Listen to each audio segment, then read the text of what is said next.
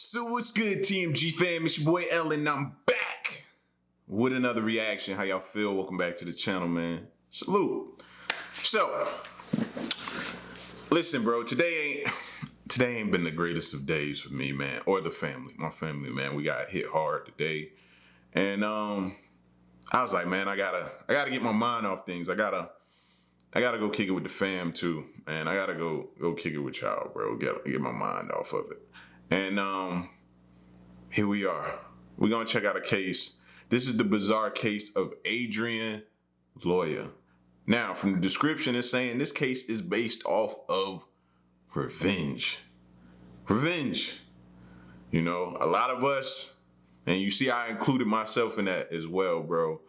A lot of us have that revenge bone in our body where somebody does something to us, we'd be ready to just like, you know what I mean? And I have to be mindful of that because I have children growing up, looking up to me. So if they see me do it, what do you think they're gonna do? Develop that habit as well, right? And it's not good, especially when you watch the news and you see different things. Like the craziest stuff that we see as of late is when somebody has road rage and then they hop out and then it turns completely crazy. And you're like, whoa, didn't see that going there. You know what I mean? Or, whoa, all these road rage incidents I've had. But anyway, we're going to check out this case. Shout outs to that chapter. If you're new to the channel, man, hit the subscribe button. Join the fam. And let's check this out.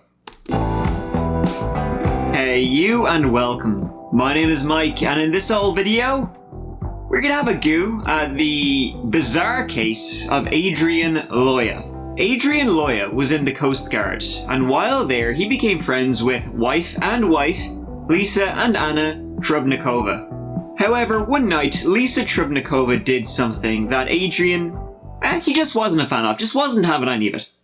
And so, he began to plot his revenge, which consisted of a 250-page manifesto titled Loya Wars. Yeah, he was a fan of Star Wars. He also filmed a lot of what he would do. So, what do you say? Let's get into it.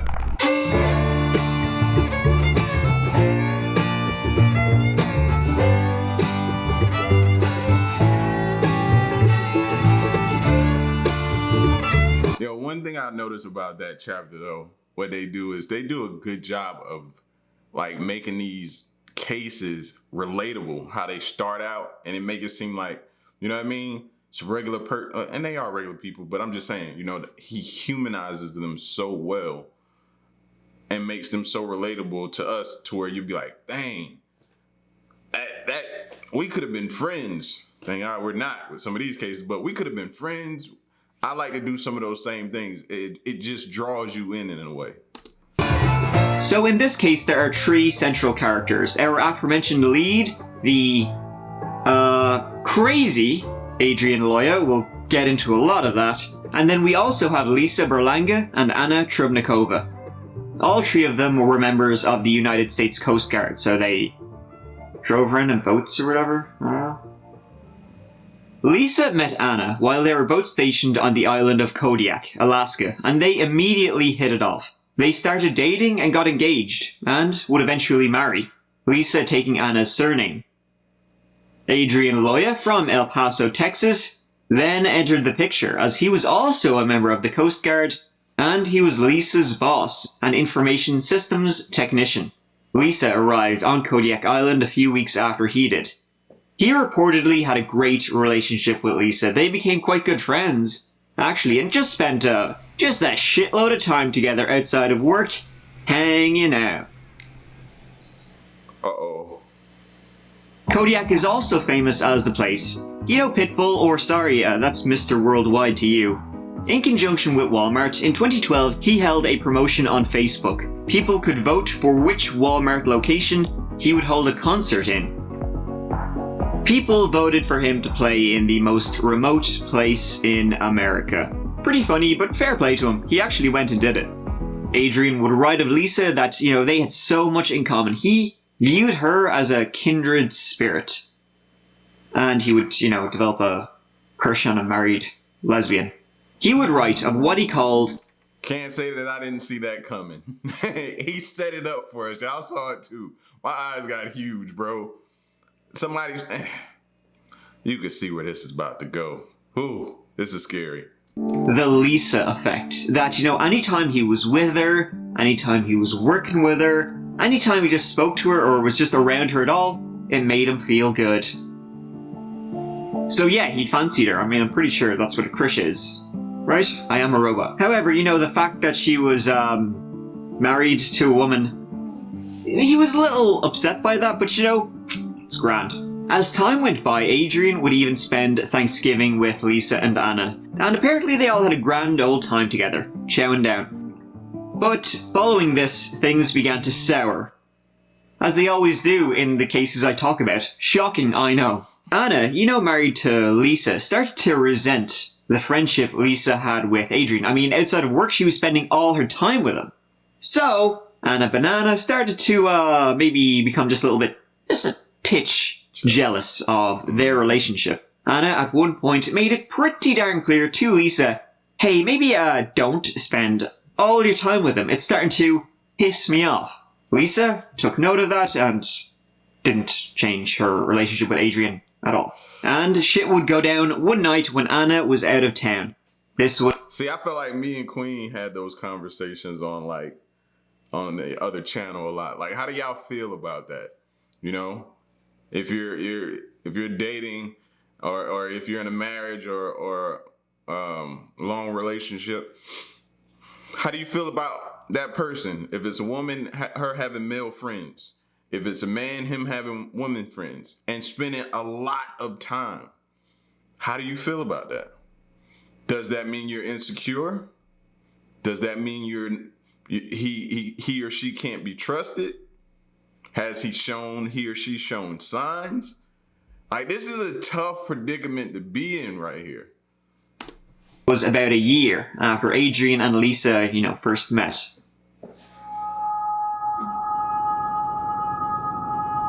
On this night, Lisa invited Adrian over to chill, watch the telly, have a few sups, Lisa was kind of drunk. At one point, she made a move on Adrian, and he rejected her. This apparently, pissed her off, so she ran to her bedroom and closed the door. After a while, Adrian went over, stood outside the door, and they started talking, when Lisa tried to make a move on Adrian again. This time, she was essentially asking Adrian, hey, why don't you just bang me? Come on, Anna will never know. And then Lisa grabbed Adrian's arm, to pull him towards her. And Adrian considered that to be sexual assault. From this point on, Adrian considers himself to have been sexually assaulted by Lisa. And his crush on her would do a whole 180.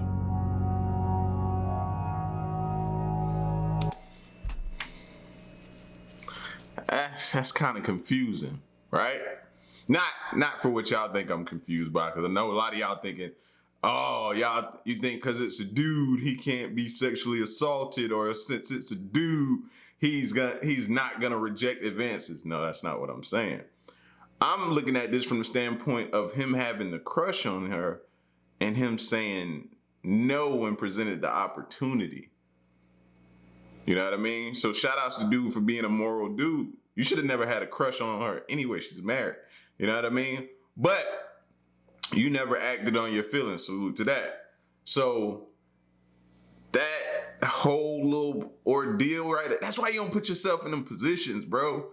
You know what I mean? Don't be caught. Don't be alone with that person. Don't be, at that person's house. Don't be try not to put yourself in positions where you know it's going to be hard for you to get out of. For real. Weeks later, Adrian wrote Lisa a 26-page document telling her all about the trauma she had inflicted upon him. As he would later describe it, a rape of the mind. When she grabbed him. So Adrian wrote this 26 pages of it, sent it to Lisa. Lisa got it and left it on read. Adrian then, clackety-clackety, sent that document to Anna, basically saying, your wife's a rapist, you disgust me, she tried to grab my arm. Then Lisa was basically like, stay the hell away from us.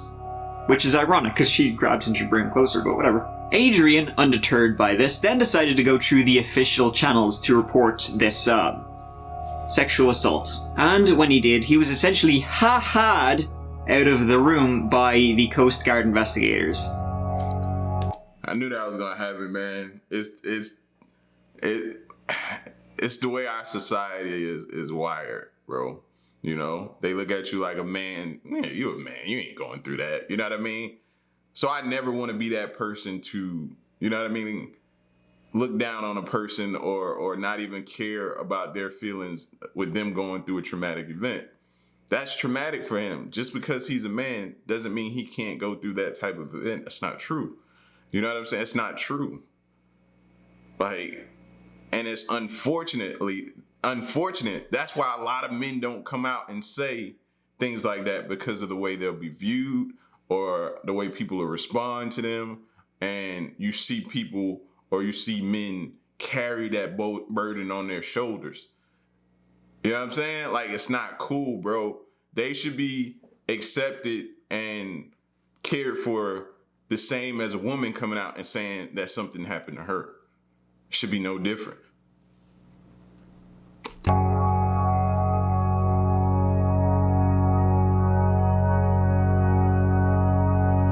And not only that, he got in trouble. They basically said, you know, you should never have put yourself in that situation. You're her superior. You should never be in a situation with her where something like that, you know, is remotely possible. Lisa, she also got in trouble. She also got reprimanded, but Adrian got a disciplinary letter.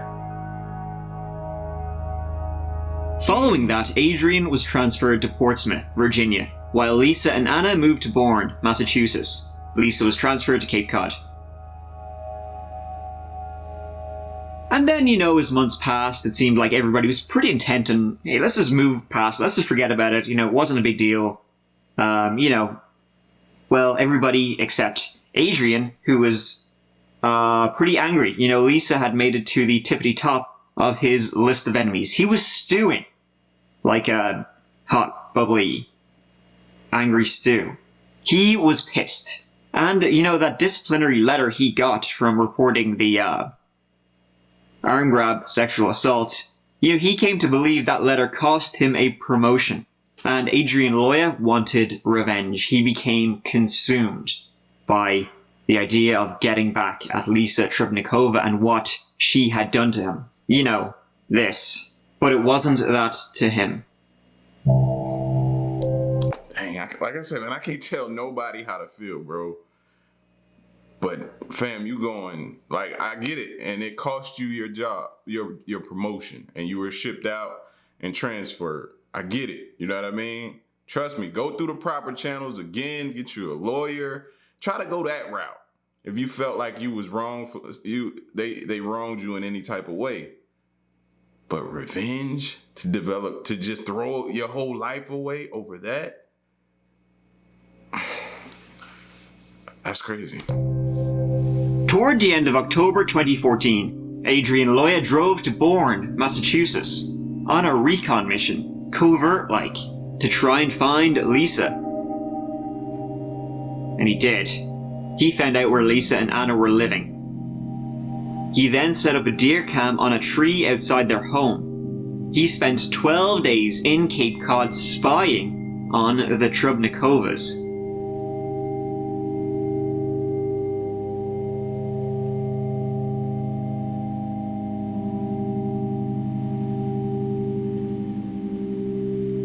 And all through this, all the while, Adrian Loya was writing a 250-page manifesto titled Loya Wars, with the subtitle, A Little While Ago on A Island Far, Far Away.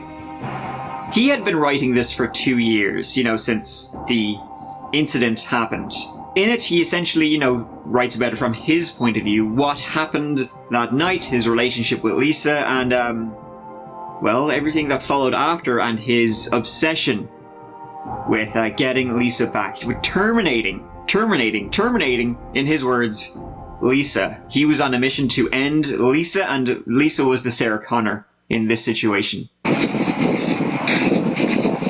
Yeah. it's fucking crazy that I want to conduct a mission to go with a girl. And Yo, this fool is documenting this whole thing? No way. No way. No way. No. They gotta check his history, bro. Something like this, for you to flip a switch just like this didn't just start, fam. You gotta have a history of some type of violence or something. Like, no, fam, I don't believe and it just clicked and you documenting it? Yeah. I don't believe that it just happened like that. it's not exactly the healthiest thoughts. Let me read out a few parts for you. Ever since I was very little, I've always had a very powerful imagination.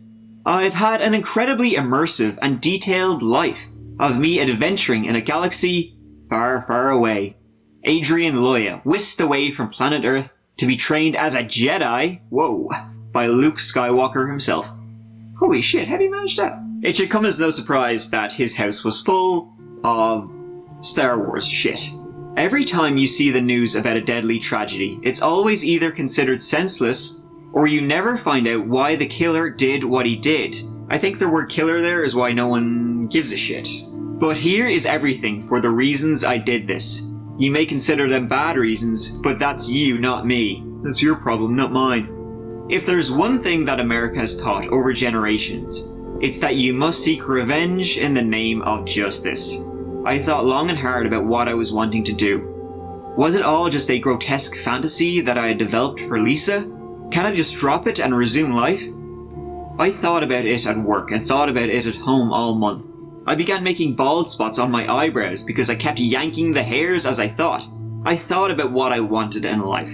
And all that was seeing the new Star Wars film sometime past December.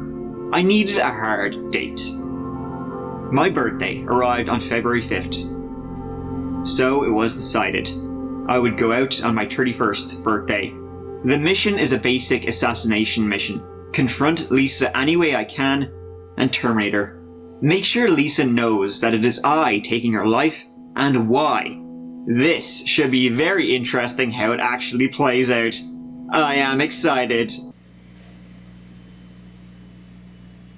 After months of getting his plan together, shit would go down on the night of February 5th, 2015. He had thought about it quite a bit. In fact, so much so that the night before he did what he would do, he took X-Lax, to cleanse himself.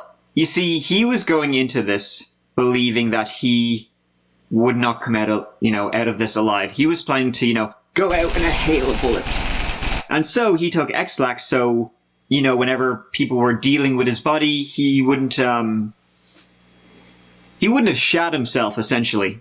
Shortly before what happened, Adrian Loya sent a bunch of his stuff to Giant Bomb, a video game website he was a fan of. They opened it on video, posted a day before Adrian Loya's attack. It was full of Star Wars stuff, not surprisingly. And he also sent a gun. Ahem. All guns are always loaded. It's true. Never let the muzzle cover anything you are not willing to destroy. Absolutely. Keep your finger off the trigger until your sights are on the target. Be sure of your target and what is beyond it. Be aware of the audience around you and how easily they can freak out. Hi, Giant Bomb. Just in case you were already freaking out yourselves, I have not sent you an actual gun. Bummer. What I have sent you is an airsoft rifle. Yes. Oh, is there a rifle in there too? I don't think so. I think you just... and gear to go with it. I mean, there's a bunch of magazines in the front of that thing. That's true. That must go to a rifle. Maybe. Well, maybe... I got another one here. That's a long one. Much love and beef, Adrian, aka Hyper Aqua Blast on the internet, and Purple Rebel in the field of battle.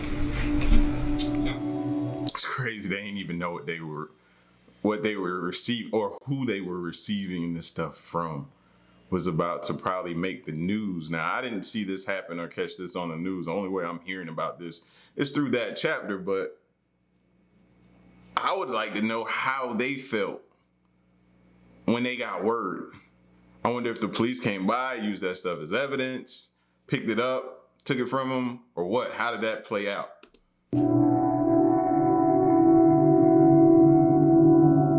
That snowy night on February the 5th, he drove the 10 hours from Virginia to the Trubnikova's apartment in Massachusetts. When he arrived at 2 a.m., he set fire to his car on the road outside their apartment complex. He also left an improvised explosive device on the road near his car, I guess to deter any officers. However, the IED was later found to be a fake. Adrian had also set up a stereo to blast movie soundtracks, the Star Wars soundtrack, that would play while he was commencing his attack. Maybe to get himself pumped up. The fucking nerd. He also attached a GoPro and filmed the entire attack. Then he marched into the apartment building with a shotgun and a handgun. The true weapons of a Jedi. Luke Skywalker would be proud. He blasted the Trubnikova door open. Amazingly, it took the police 35 minutes to arrive, by which time Adrian, he had legged it, long-legged it. However, one of the first officers to arrive did get blasted by Adrian, but he survived. Adrian had intended to engage in a firefight with police. As I said, he wanted to go out in a hail of bullets. When that didn't happen, he gave himself up. After scouring the immediate area, Adrian was eventually apprehended and brought into custody. By the time the paramedics arrived, Lisa was dead. She had been shot 11 times. Anna was in critical condition, but she survived. And all of this was, for that. We have new details about a Portsmouth-based Coast Guard petty officer. That's what I said, man. He has obviously a history. He briefly spoke on it, but it's got to be more to it for him to go in a fit of rage like that. Like that. You know what I mean? Because you don't see yours. I know I don't see myself. No. I'd be mad over missing out on my promotion.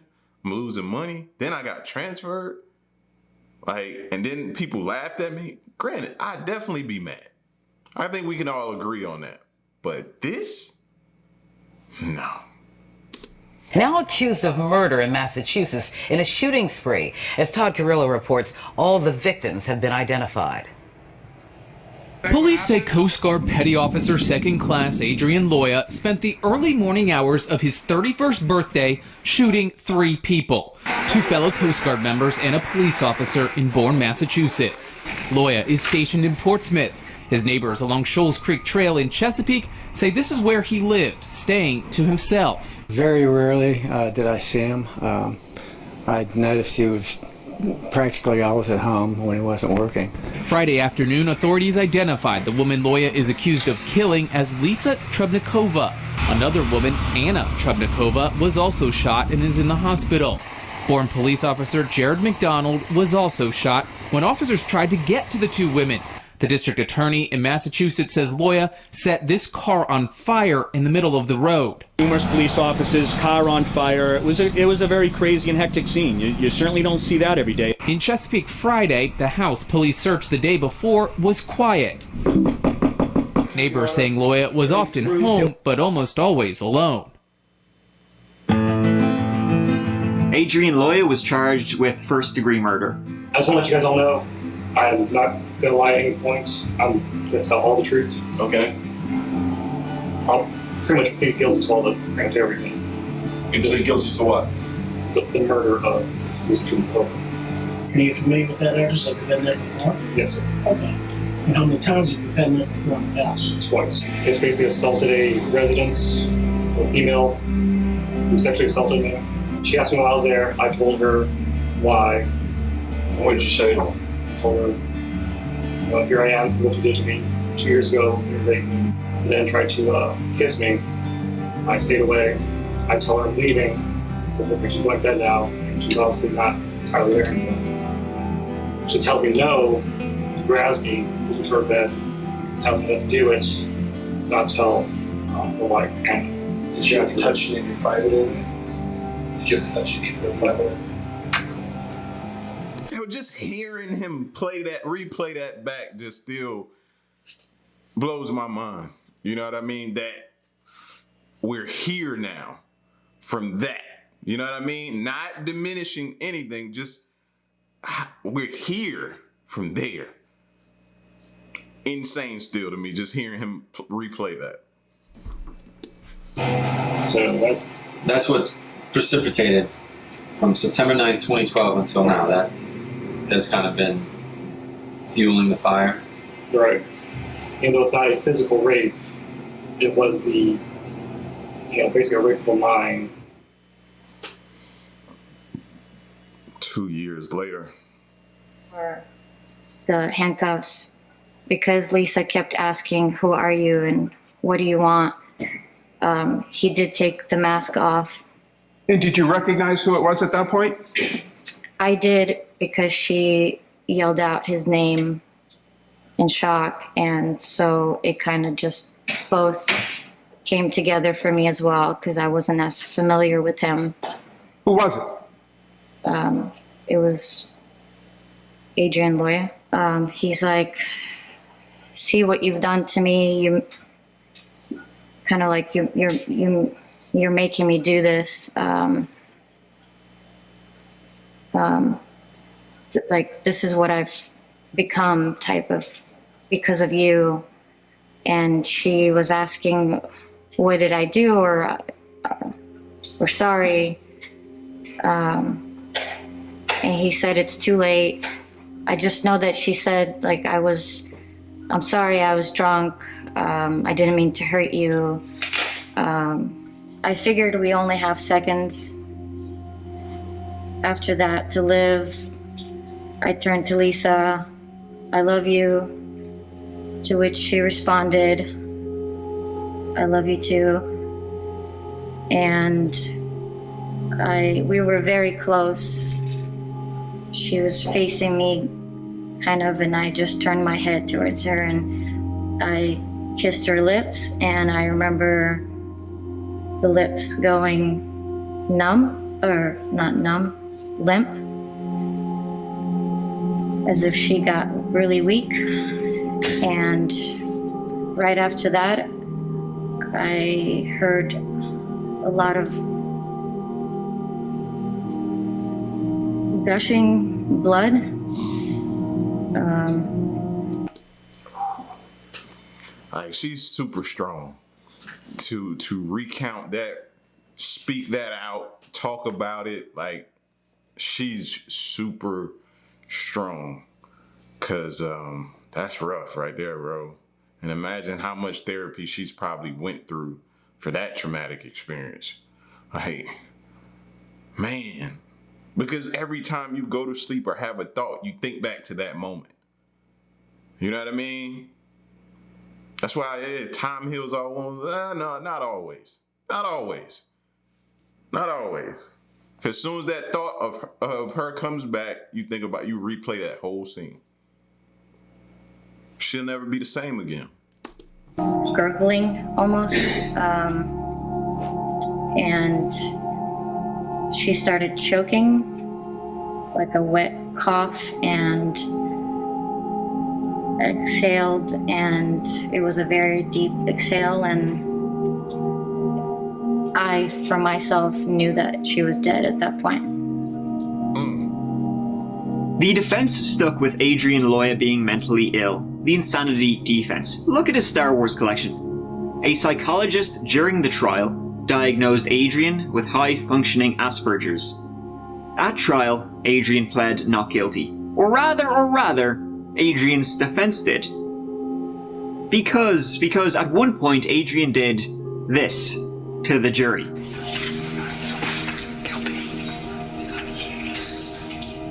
While I was preoccupied at the sidebar speaking with the attorneys, Mr. Loya turned and faced the jury and mouthed the words guilty and something thereafter to similar effect. Mr. Loya, you have been found competent to stand trial. Certainly, behavior of the sort that I have seen on the film clip is absolutely inappropriate. The court has a concern that it represents an effort on your part to sabotage this trial. After the 9-day trial, the jury returned with their verdict.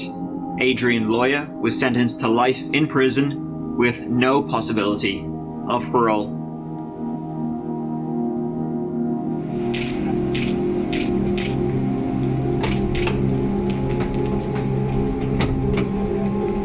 Mr. Loya, what do you say to the victim's family? Very, very sorry.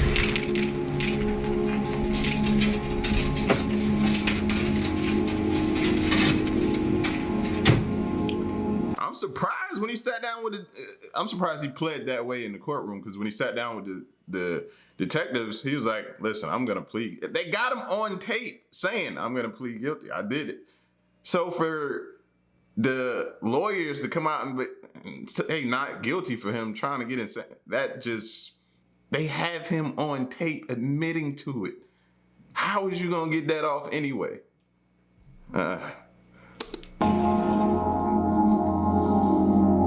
Giant Bomb would later release a statement about the package Adrian Loya sent, ending it with, "The person who sent that package will now hopefully rot in prison for the rest of his days." Well, they didn't have to hope. And there you have the bizarre case of Adrian Loya. It's a pretty frightening story. Adrian, took something that was kind of a non-event and blew it up into something it absolutely wasn't. He was clearly somebody who needed mental health treatment, and maybe that was that arm grab, which, to you or I would be a pretty minor event. We would forget about it. Ended up being the tipping point for him, and it absolutely consumed him. It was all he thought about. In his eyes, he was a hero. He was a member of the Rebel Alliance. Well, Lisa and Anne, they were the evil empire, stuff like that. And it ended with a frightening attack, against 2 women and a cop. Well, now he's in prison, so he can get back to his daydreaming of being in a galaxy far, far away with, Luke Skywalker. Probably did himself a favor by being in prison, to be honest. At least he didn't have to see, the rise of Skywalker in the cinema.